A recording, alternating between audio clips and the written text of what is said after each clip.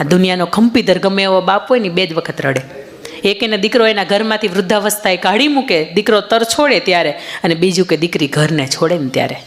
પણ અહીંયા બેઠેલી દરેક દીકરીઓના મહારાજ એને સ્વમાન એ ભરવું છે કે બેટા તમે ખારવા સમાજ એટલે ખમીરવંતો સમાજ, તમે એની દીકરીઓ છો.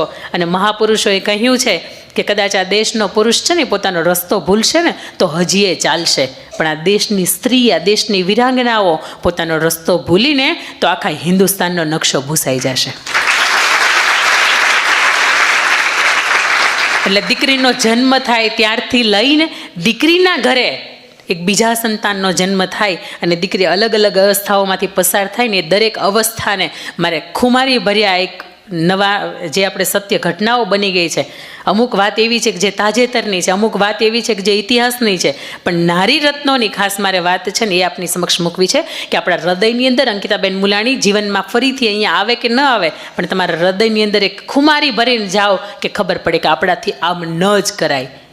અને આપણા લોક સાહિત્યની ભાષામાં તો એવું કહેવાનું છે કે જ્યારે આપણી દીકરી છે ને સામા સૂરજ ઉગ્યો હોય ને સામી ચાલી આવતી હોય ને તો સૂર્યનારાયણને અવળું ફરી જવું પડે કે હિન્દુસ્તાનની દીકરી ચાલી આવે છે, મારે એનાથી સામે ન જવાય. આ દીકરીઓનું તેજ છે, દીકરીઓનું સત્વ છે, એવું સત્વ છે.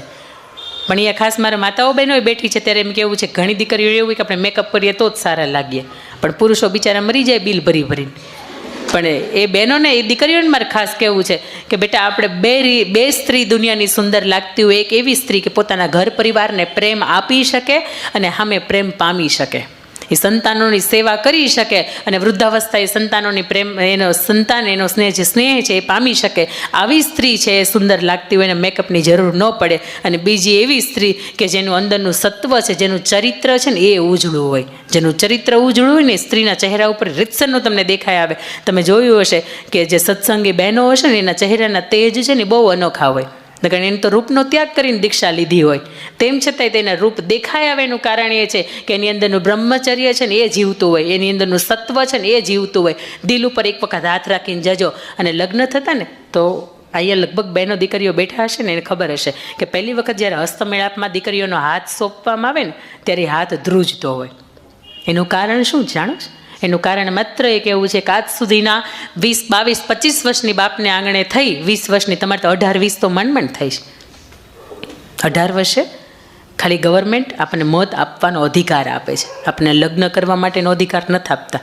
લગ્ન એ સમયે થવા જોઈએ કે જ્યારે ખબર પડે કે મારી દીકરી ચૂંદડી પહેરીને કે સાડી પહેરીને જેમ અહીંયા ઘરની જવાબદારીઓ નિભાવી શકે છે એમ એના સસરાને ત્યાં નિભાવી શકશે, ત્યારે જ એના લગ્ન થવા જોઈએ.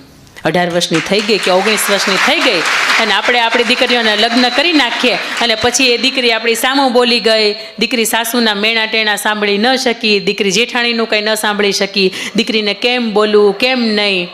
એ હું નથી માનતી કે 18 વર્ષની 19 વર્ષની ઉંમર હોય તો આપણામાં બહેનો એ પરિપક્વતા હતી, આપણી દીકરીઓની અંદર એટલી સહનશક્તિ નથી.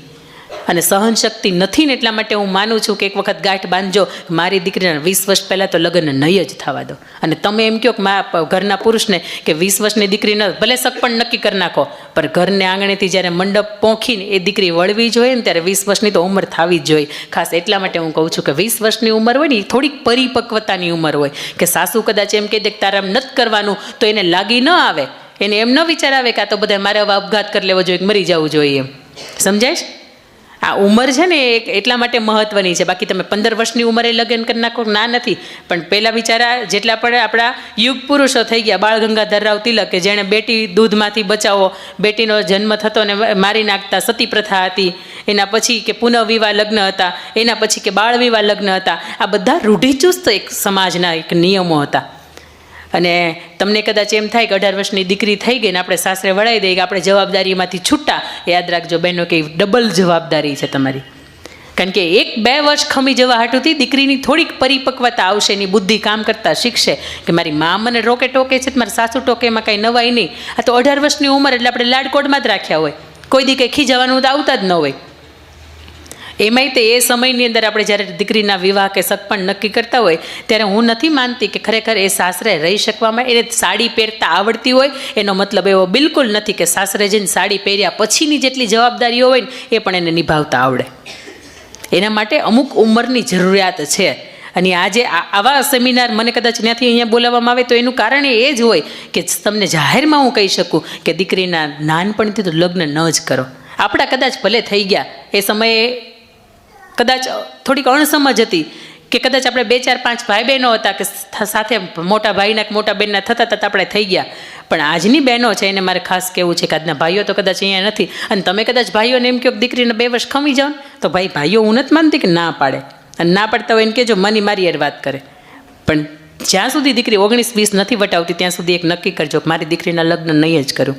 અને સૌથી પહેલાં કે આપણી ઘરે આંગણે દીકરીનો જન્મ થાય. કોઈ અહીંયા મા બાપ બેઠા છે કે જેને ખરેખર સંતાનમાં 2, 3 અથવા તો 4 દીકરીઓ છે? કેટલા મા બાપ છે? વાહ, આ મા બાપને એક વખત તાળીઓથી વધાવો.